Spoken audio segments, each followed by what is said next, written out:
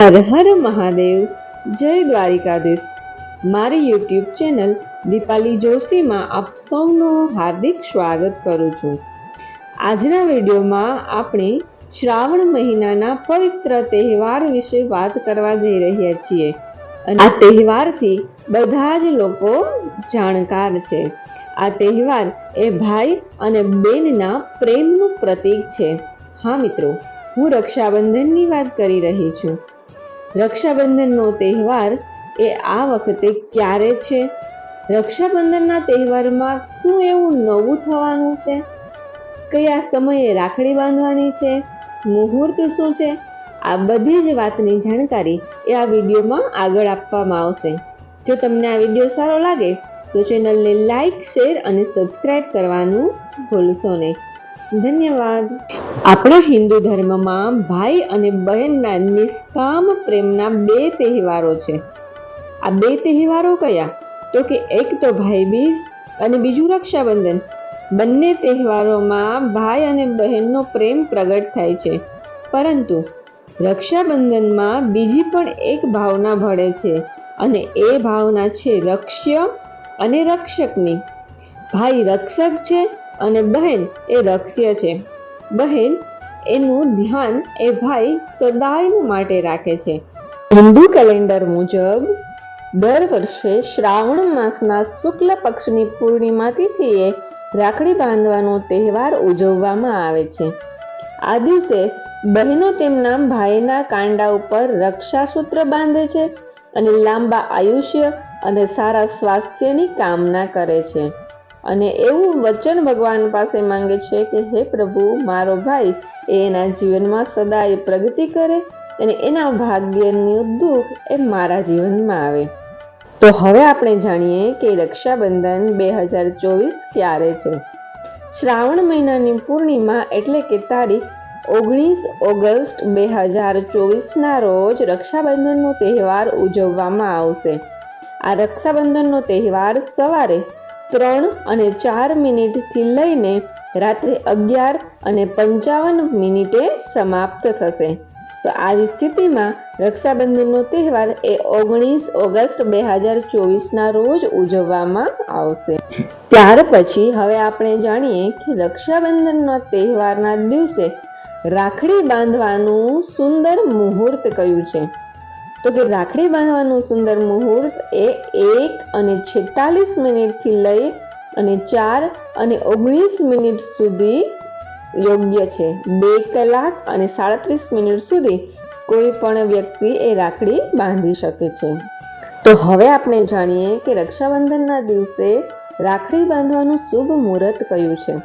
કારણ કે આ વખતે રક્ષાબંધનના દિવસે ભદ્રકાળ પણ છે અને એવું માન્યતા છે કે ભદ્રકાળમાં શૂર્પણખાએ રાવણને રાખડી બાંધેલી હતી અને ત્યારથી જ રાવણનો પનોતી સમય શરૂ થયું હતું અને ધીમે ધીમે રાવણનું બધું જ છીનવાઈ ગયું હતું.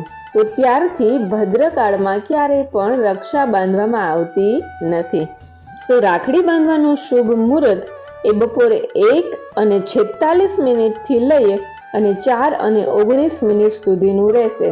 આ સમયગાળો એ 2 કલાક અને 37 છે અને ત્યાર પછી સાંજે 6:56 લઈ અને 9:07 સુધીનો રહેશે. આ સમયગાળા દરમિયાન રક્ષા બાંધવામાં આવે તો એ સર્વ રીતે શુભ ગણાય છે. હવે આપણે જાણીએ કે આ ભદ્રકાળનો સમય ક્યારથી શરૂ થાય છે અને ક્યારે એનો અંત આવે છે. આ ભદ્રકાળનો સમય 18 ઓગસ્ટ 2024 અને રવિવારે રાત્રે 2:21 લઈ અને 19 ઓગસ્ટ 2024 બપોરે 1:24 સુધી આ ભદ્રકાળ રહેશે. તો આ સમય દરમિયાન રક્ષા બાંધવામાં આવશે નહીં. આ વર્ષે રક્ષાબંધન પર એક સુંદર શુભ યોગ રચાઈ રહ્યો છે. આ વર્ષે રક્ષાબંધન પર સર્વાર્થ સિદ્ધિ યોગ રચાઈ રહ્યો છે. આ યોગ સવારે 6:08 શરૂ થશે અને રાત્રે 8:10 સુધી ચાલશે. આ સાથે જ ગ્રહોનો રાજા સૂર્ય એ પોતાની રાશિ સિંહ રાશિમાં રહેશે અને આ સાથે બુધ અને શુક્ર પણ આ જ રાશિમાં રહેશે, જેના કારણે બુદ્ધાદિત્ય અને શુક્રાદિત્ય રાજયોગ પણ બની રહ્યો છે. રક્ષાબંધન શા માટે ઉજવાય છે? તો કે જ્યારે રાજા બલિએ ભગવાન વિષ્ણુ પાસેથી વચન લઈ અને એને પાતાળ લોકમાં મોકલ્યા. આવી સ્થિતિમાં માતા લક્ષ્મીએ રાક્ષસ રાજા બલિના કાંડા ઉપર રાખડી બાંધી અને ભગવાન વિષ્ણુને ભેટમાં પરત કરવાની વિનંતી કરી હતી. અને ત્યાર પછી એવું પણ માનવામાં આવે છે કે રાણી દ્રૌપદીએ એક વખત ભગવાનને જ્યારે પોતાના જ સુદર્શન ચક્રથી પોતાની આંગળીમાં ઈજા થઈ અને એ જ સમય દરમિયાન ભગવાન કૃષ્ણને દ્રૌપદીએ પોતાની સાડીનો એક છેડો ફાડી અને પીળા કપડાનો ટુકડો એ કૃષ્ણની આંગળી ઉપર બાંધી દીધો હતો, કારણ કે ભગવાન કૃષ્ણને થયેલી ઈજા એનાથી મટી જાય. કૃષ્ણ આ કૃત્યથી એટલા પ્રભાવિત થયા કે તેમણે જાહેર કર્યું કે દ્રૌપદીએ તેમને પોતાનો ભાઈ બનાવ્યો છે અને હવે એની સુરક્ષા કરવાની જવાબદારી એ ભગવાન કૃષ્ણની છે. જે કૃષ્ણએ તેના 5 શક્તિશાળી પતિઓ હોવા છતાં પણ વારંવાર દ્રૌપદીની મદદ કરી હતી. અને ત્યાર પછી ભગવાન કૃષ્ણએ એનો બદલો પણ ખૂબ સુંદર રીતે આપેલો.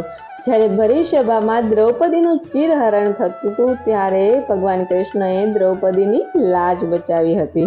તો આવી જ રીતે રક્ષાબંધનના દિવસે બહેન રક્ષા બાંધે અને ભાઈ એ સદાયને માટે એનું રક્ષણ કરે છે. ભાઈ એ રક્ષક અને બહેન એ લક્ષ્ય કહેવાય છે. ત્યાર પછી રક્ષાબંધનને નાળિયેરી પૂર્ણિમા તરીકે પણ ઓળખવામાં આવે છે. અને શ્રાવણ પૂર્ણિમાના દિવસે યજ્ઞોપવિત સંસ્કારનો પણ દિવસ છે. એટલે કે આ દિવસે ભૂદેવો નદી કે જળાશયના કિનારે જઈ અને જનોઈ બદલે છે, નવી જનોઈ ધારણ કરે છે. શ્વેત તંતુઓની જનોઈ એટલે કે ઉપવિત્તો શ્વેત વસ્ત્ર ધારીણી સરસ્વતી માનું સુંદર પ્રતીક ગણાય છે. જનોઈ ધારણ કરીને વિદ્યા માર્ગે પ્રવૃત્ત થવાનું હોય છે. જનોઈ પાસે આપણી પ્રાર્થના પણ હોય છે. અજ્ઞાનના અંધકારમાંથી મને જ્ઞાનના પ્રકાશ તરફ લઈ જાઓ.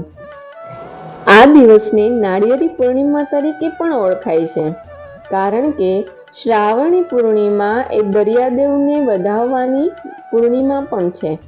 આપણે ત્યાં છેક વેદકાળથી જળને દેવ માની નદી, સમુદ્ર વગેરે જલીય તત્વોની ઉપાસના થતી આવી છે. વેદમાં પણ સમુદ્રના દેવ વરુણ મનાય છે.